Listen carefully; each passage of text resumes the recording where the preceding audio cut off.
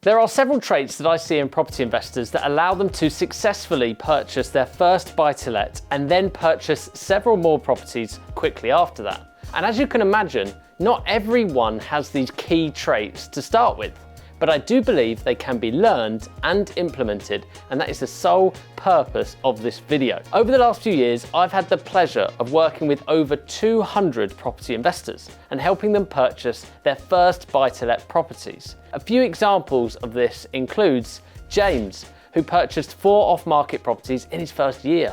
Ocean, who purchased his first buy-to-let property last year. Dan, who successfully sources properties every single month. Amy, who completed her first BRR deal. Shane, who purchased over 5 properties last year.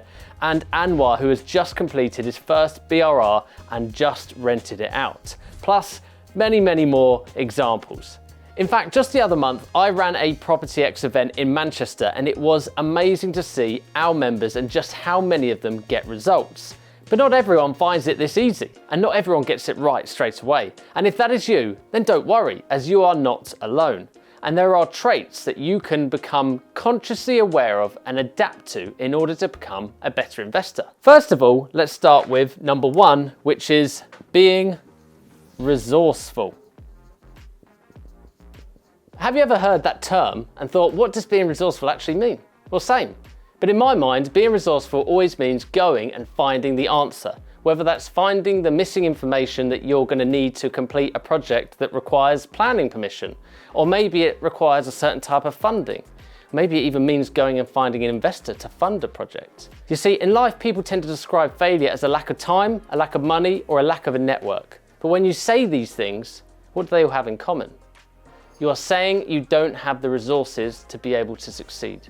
But money is a resource, time is a resource, and people are a resource. And as Tony Robbins once said, the ultimate resource is resourcefulness. Simply put, the best property investors don't actually do much work. They're just really resourceful, and they just put all of the right teams of people together and in place and communicating with one another. Number 2 is small, consistent actions. Now, I could say a common trait is that all of these members were action takers, which is absolutely true. But action taking could be buying a house, which is a very large action.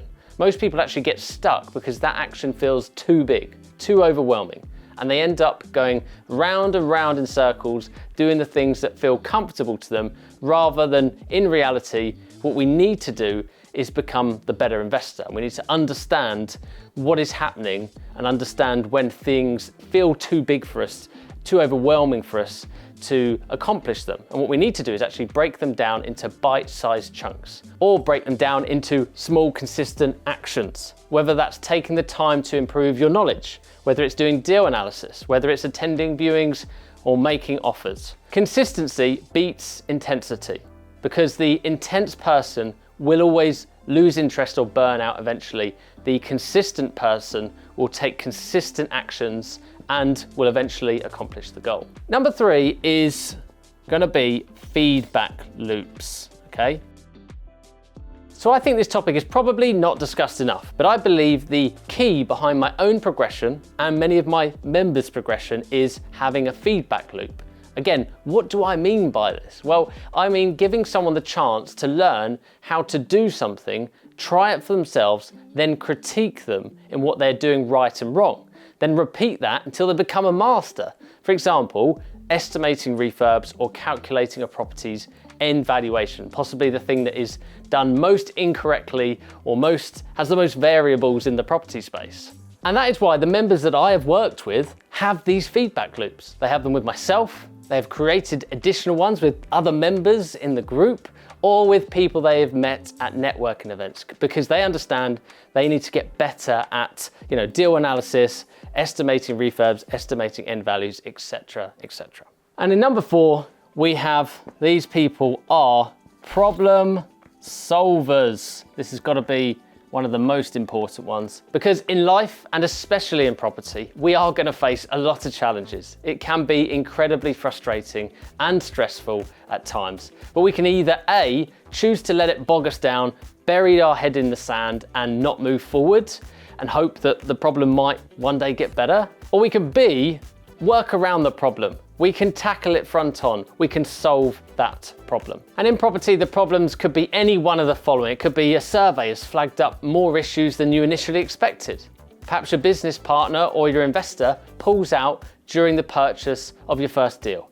Or maybe when you've bought the property, your builder isn't turning up on site to complete the works during the refurb, and you're having to chase them and so on. They say there are usually 3 solutions to every problem that we face. So a good habit for you to adopt and build when faced with a problem is the following. First of all, the problem comes in. Okay, we've got to digest it. Don't make any quick reactions. We've then got to define it, understand what it is.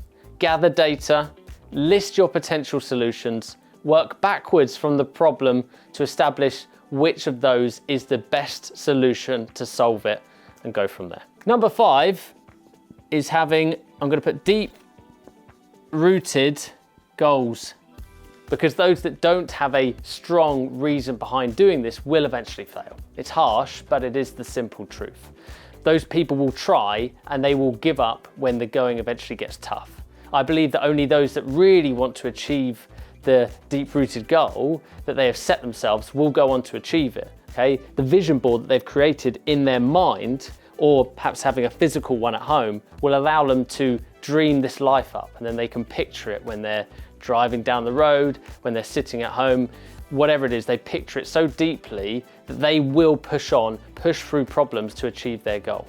If you don't have that, then you need to make sure that you create a very clear, concise goal that is big enough for you to push through those things to want to get to and achieve. And those are the main traits that I believe are most common. And what's awesome is that some people with these traits won't even realize that they own them. They have simply adopted them through getting knowledgeable, lots of consistency, hard work, and getting uncomfortable.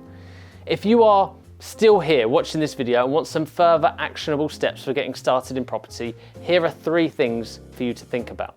Number 1 is to really reflect on the available time that you have, capital that you have, and the goals that you are setting yourself. We need to understand what available time do you have to be able to throw at property. And that will help you establish what strategy you're going to do and how you're going to approach getting into property. Number 2 is to invest in your knowledge and build out your network as well, okay? Invest time, money, and effort into those 2 things. You need to have the right knowledge before you can, take good action in property, before you can find great deals and build a big portfolio.